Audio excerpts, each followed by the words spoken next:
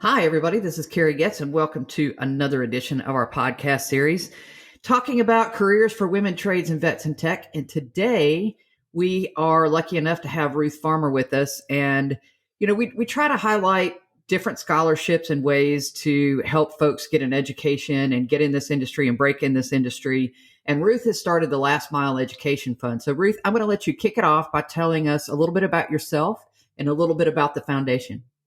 Sure. So I'm sort of a tech inclusion entrepreneur, and I've been working on lots of different things over the last 2 decades to bring more women, girls, and underrepresented students into STEM, but really focused on tech and engineering mostly. I actually started out in the Girl Scouts and building programs for them. And I, over the course of the last, 10 or so years, I've been watching young women go through this process of becoming engineers and seeing them stumble over just really ridiculous obstacles that just shouldn't be a barrier. And I'm speaking about, low income students in particular, which is sadly 70% of students in the United States. And so I founded the Last Mile Education Fund on this premise of, if we invested in students who were already committed to this field and help them overcome these obstacles, they get to graduation, we get an engineer, which is what we want for industry and for society. And it's a win-win. They become a productive tax-paying citizen and they can be self-sufficient. So in particular, we've been investing in women in computer science because these are people who are going to go into high-paying jobs very quickly, and it just would make no sense for them to not finish when they're so close to the finish line. That's why we're called the Last Mile, is we're investing in students in their last 4 semesters before graduation.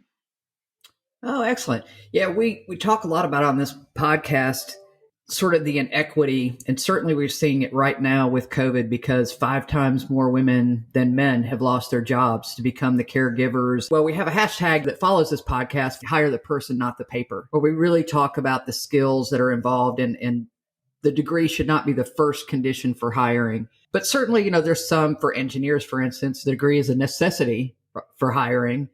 But really, I think a lot of young people don't really know where to turn when they try to figure out how to make that last mile work or how to make that last little bit work. And it's unfortunate because a lot of them have the drive and have the interest. They just don't have the wherewithal. So I think it would be really good for everybody to just kind of get an idea, maybe some realistic stories of some of the people that this has helped, because some of the examples are so simple that I think people just don't really realize that these are barriers that you guys are solving. So give us a couple stories, protect the names of the innocent, obviously, but tell us about some of the ways that this money's being used. Yeah, so it's really been gratifying and compelling to be able to do this during the pandemic when so many young people were in crisis and didn't have anywhere to go for help, and to be able to say yes and help them very quickly. So when we launched our COVID emergency fund last spring, we immediately, within 7 days, we're deploying over 70 grants. And I remember very clearly this one student had asked for money for gas because she was driving 2 hours a day from the reservation where her home was to sit in the parking lot on the campus of Navajo Technical Institute to access the internet. She didn't have internet in her home. And that's a stark reality for a lot of people in rural communities. And I think most people just don't realize that it's prohibitively expensive to get internet to some rural areas like the reservations and I'm sure, as you know, in the rural South. And then we had some other students who, simply they lost their jobs. They lost their source of income, were not able to work. And for many low-income students, they work. They work on campus, they work off campus, they work as a waitress or in a retail job to pay the bills. And when that goes away, students aren't eligible in many states for unemployment, even though they had a job and were paying into the unemployment insurance. And so they also weren't eligible for the stimulus. So with several students, we have closed that gap for them because in many cases, the universities have set up these systems where it's automated. If you haven't paid your bill, they'll literally lock you out of your online classes, lock you out of your access to your education. And that's really tragic. But the thing that really inspired this fund in the beginning was particular students that I knew that were struggling with basic access to opportunities. Like, how do I get to that internship where I have to arrive, have a place to live, travel there, but you don't get paid until you've been there a month? And, moving across country to, say, San Francisco to, where it's $1,800 a month to have a place to live. And in some cases, we are talking about women, and women can't just like sign up to rent a room from some random person on Craigslist. You need to know that you're going to be in a safe place that's accessible for you to get to your workplace. And I have had students who, ended up in an Airbnb situation that was kind of sketchy and needed to get out quickly because they didn't feel physically safe. And so, I really always encourage employers to think through these barriers as they're hiring, especially women, that you can't just expect women to just find a place to sleep. I remember I talked to one employer who was like, oh, well, we hire people who would, do anything, sleep in a van in the parking lot to work here. And I'm like, so you don't want to hire any women? Because women can't safely sleep in a van in your parking lot. Like the realities of life for women and life for low income students are different. And last spring, one student that just broke my heart. It was middle of April, and we'd already been giving out grants for about 2 weeks at this point. And many of the universities had closed their dorms, had told the student to go home with very few days' notice. And this student who went to Harvard wrote to us and said, I need $400. I need $120 for gas to drive home, and 2 nights of hotel and 3 days of food. This kid had been sleeping on somebody's sofa trying to do online school because, not every kid can just buy a $3,000 last minute plane ticket and drive home. Low income families save up for that trip home from college. There's these simple things. And in many cases, we've bought laptops. We've bought 20 different students a laptop because there were students who were relying on the devices and the computer labs in their institutions for both internet and a device. And suddenly when all those doors were closed and you can no longer go use the library or the resources, they're struggling to keep up. And, frankly, I think any student who's studying any kind of STEM major absolutely needs a state-of-the-art machine if we want them to graduate capable of working with state-of-the-art technology. Yeah, you can't do this as a practical job based on theory alone and never actually doing any of it. So for sure. And then, we were talking earlier too about just simple things like having a credit card to go to a job interview and being able to take a train to a job interview. Yeah, it's interesting. Many companies treat the interview process just like they would treat their own employees. So, you pay for things and you get reimbursed, and you make assumptions like that you can check into a hotel. If you're checking into a hotel or renting a car without a credit card, if you're using a debit card, which is what many students have, they will put a $300 to $500 hold on your account. And I know when I was in college, my account hovered around $200 most of the time. I didn't have $300 to $500 that could be locked up. And so many, many times I have checked young women into their hotels at conferences where they had a free trip to the conference, quote unquote free. But, even free and paid opportunities are not free for low income students, because if you don't have the credit to get you that hotel room or to get you to use that Uber credit, right, to get to whatever thing you're doing, those things become inaccessible. And I did have a student tell me that she had to, in the middle of an interview process, call the recruiter and say, I can't check into the hotel. So now here she is going into this tough, coding interview situation in a top tech company, having to compete with peers who are far more well-resourced than she is. And then she has to other herself in calling this recruiter and being like, I can't, I'm a problem, basically. And that shouldn't be a hurdle. And it's actually really easy to solve if we change the way we approach the interview process for students and young people that are early career, and we equalize it for everybody. And there's ways we could do that with, prepaid credit cards or other products that I'm working on thinking about how to solve that, because you can't treat everyone as though they have $100,000 a year salary already. We talk a lot about this, about how HR really needs to evolve, and HR has been a very slow moving machine in a lot of these cases. And so I think just that little leg up, here's your train money, go on your interview, or, it's such a simple little thing, but I think it's so awesome that you're thinking of that. Well, and thinking about it from, I think you're right. It's an HR policy problem. And I think for a large part, they don't even know the problem exists. And so helping to tell the stories that are going to illustrate this for the corporate sector. And we're not talking about a niche population. Low-income students are 70% of students in college. 70% of students in college are on financial aid. And 52% of all kids in K-12 schools are on free lunch. So we're talking about half the population potentially that you're leaving out if you don't fix some of these structural barriers. And so it's simply smart business, right? Yeah. To rethink these things. Exactly. And everybody needs a hand up, which is way different than a handout. So, I would say that for those listening, especially anybody that has something to do with HR, these are super easy things. Prepay their hotel room, buy them a bus ticket. All of those things, it shouldn't be out of somebody's pocket first, for sure. Yeah, and in some the cases, challenge with the hotel rooms and things is, even if the hotel room is prepaid, they're still putting a hold on your credit card, right?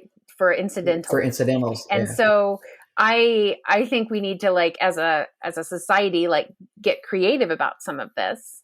And so I'm actually working on what is a credit product that could be created that solves this problem, and talking to bankers and trying to think it through. Is there a solution for this? But also, thinking about the accessibility of things that companies are using as markers, right? So there's all these markers of potential, how many conferences did you go to? How many projects do you do on the side, right? What are all your side tech projects? Or how many hackathons have you gone to? The ability to spend an entire weekend going to a hackathon and traveling there and not working during that time is reserved for those who have affluence and can take the time to not work that weekend, can fly, can front the plane ticket until they get reimbursed, all of those factors. And so we need to really consider all the places that access and affluence are built into these supposed markers of potential.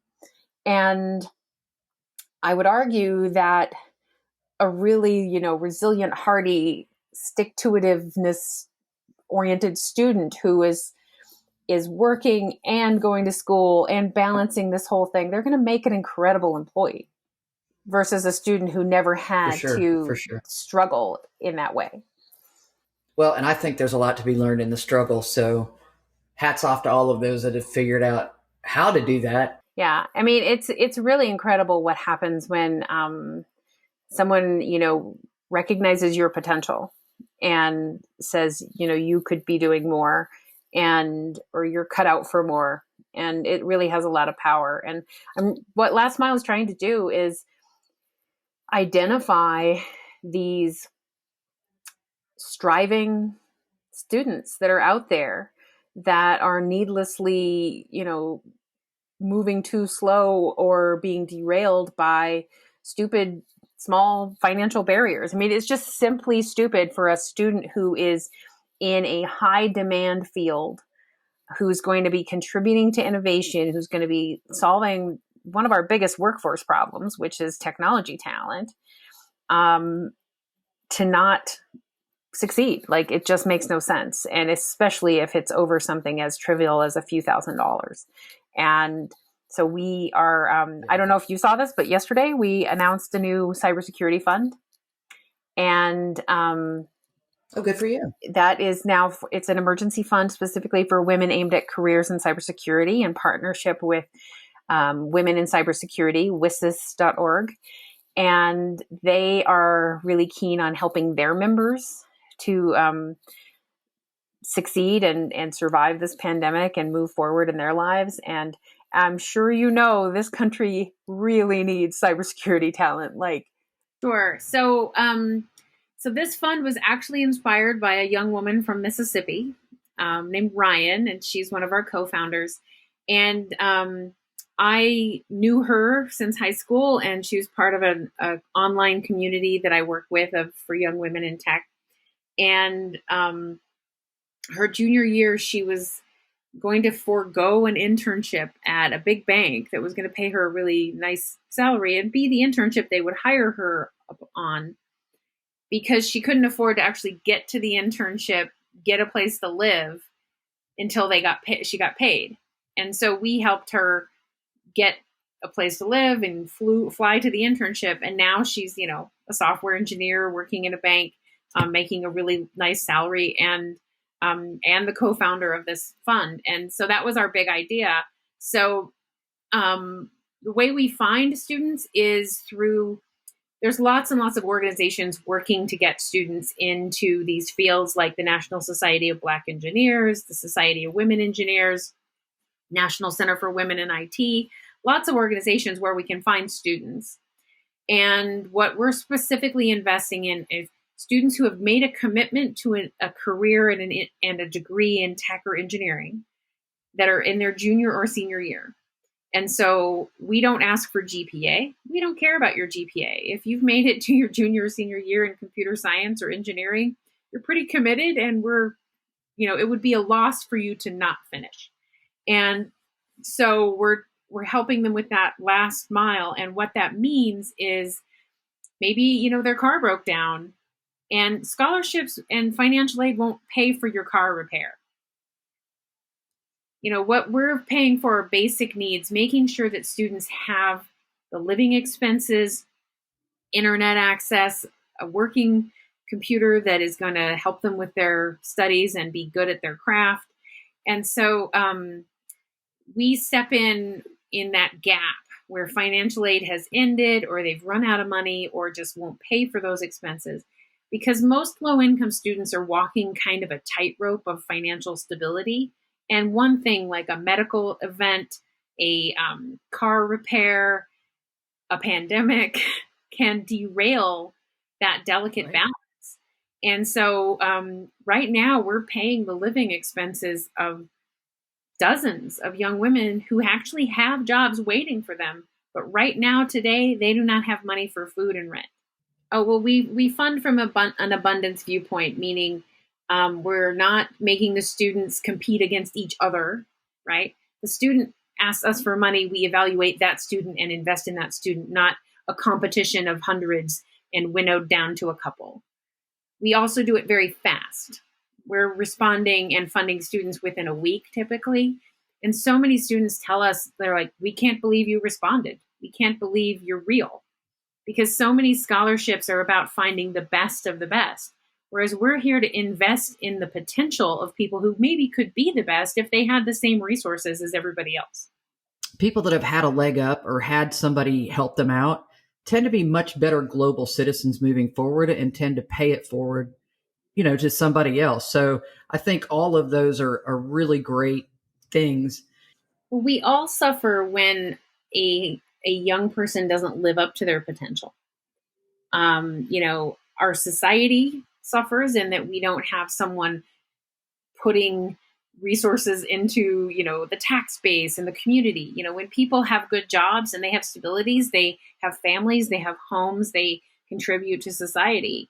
And when people have debts they can't pay and are living on the edge. They can't live up to their potential. And so I look at this from the perspective of an investment. I am here to invest in the potential of young people and help them overcome these obstacles that are really beyond their control. And I'm 100% with you on this GPA thing. It is ridiculous. The GPA expectations that many employers have for new hires and many scholarships have basically tell low-income students, you do not get the luxury of struggling. And if you came into from a high school that didn't have quality calculus or even offer calculus, your chances of getting straight A's your first year of engineering school are close to zero. We need to give these kids a bit of a break. And you can't expect a kid to go to a low resource high school and be able to walk into an engineering classroom and compete with affluent kids who had calculus and advanced math preparation. It's just not fair. And so if you get a low grade as a freshman, that's going to carry with you for years. You can't bring that back up. And so we're very committed to this. We do not even request their GPA. Well, and stress causes a lot of that too, right? If you're under a lot of stress, you're not going to be performing to your best. Even if you have full command of the subject, if you're having just a really, really bad week because your car broke down or you can't make the rent or one of those things, that stress absolutely plays through. You'd like to say you could separate it, but we've both been in the industry for a while, and you try to have a separate personal life from your professional life, but it bleeds over, and the same thing happens in school.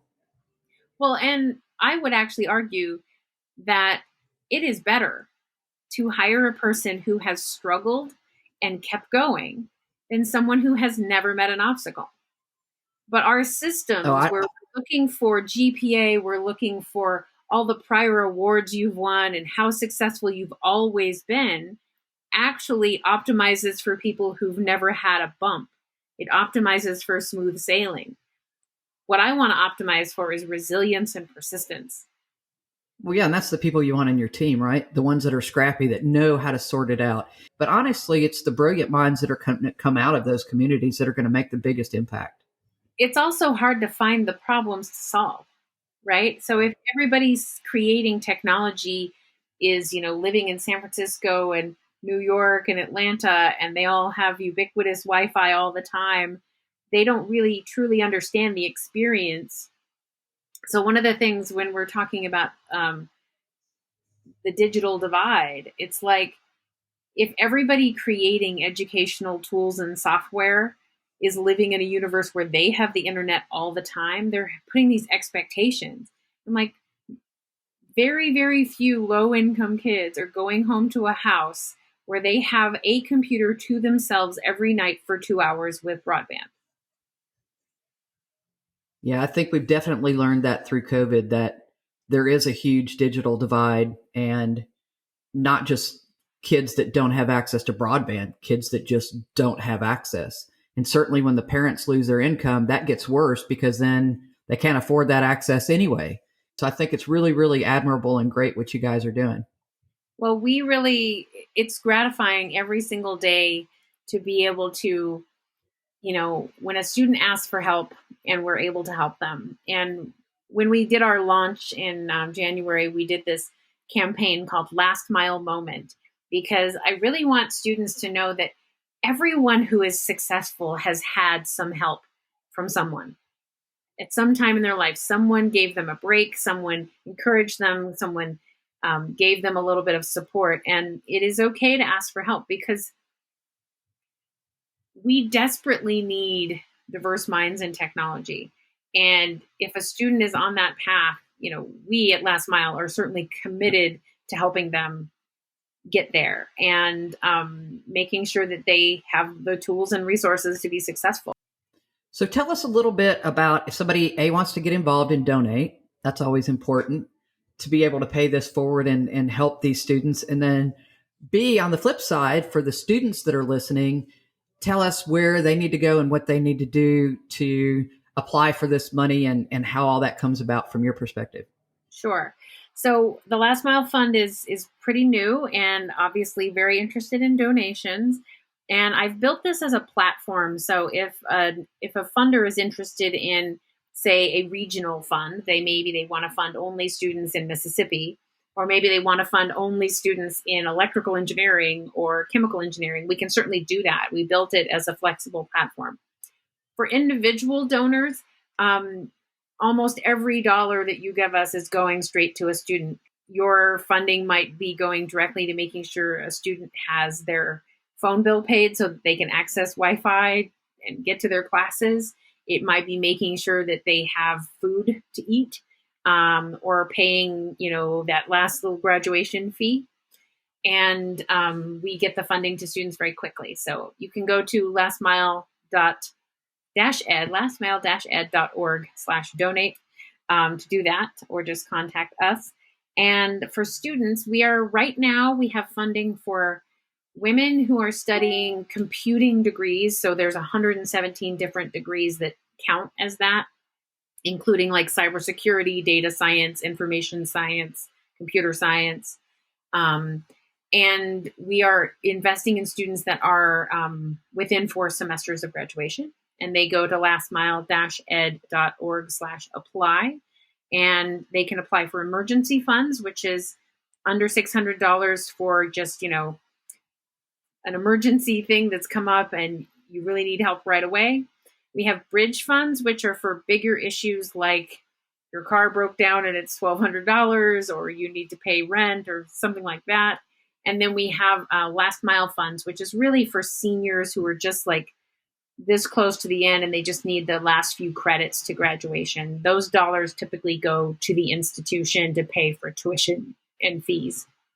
Because, $1,000 invested in inspiring a kid in high school is great, but $1,000 right now in the last mile is going to make or break whether or not that student gets to the finish line. Oh, I've absolutely had times in my life where $1,000 would have been life-changing. Yeah. Literally life-changing. Life-changing money. I mean, it is life-changing money for these students. In some cases, we've had students who were eating at a food bank. Meanwhile, they're interviewing at Microsoft. It's crazy. Like, let's just resource these young people we so desperately need. Actually, we already have over 1,000 students that have applied for this fund, and they're 35% Black women, 33% Latinas. Like, we've got a big list of students who are mostly women of color about to graduate with degrees in tech and engineering, ready for the workforce. So if an employer is looking for a place to invest that's going to have a really quick return, this is a good one. I agree. I absolutely agree. It really is sustenance while so you can feed yourself while you feed your brain. Yeah. Well, and we can't expect low-income students to compete in the interview process and on grades if they don't have their basic needs met. Yeah, you've got a couple great statistics too. 56% of students with 3 or more years of college report experiencing basic needs insecurity, such as food, housing, and healthcare, which is kind of a staggering number, really.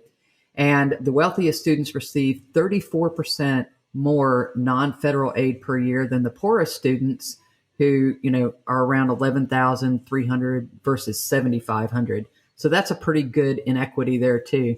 And 11% of students from the lowest income quartile and 20% from the second lowest graduate within 6 years, compared to 58% of all students. And so I think that really speaks to the struggle. Yeah, it's really abysmal success rate. If 11% of our lowest income students graduate within 6 years, 11%, that's a terrible success rate. And if we can improve that even a little bit, it goes a long, long way.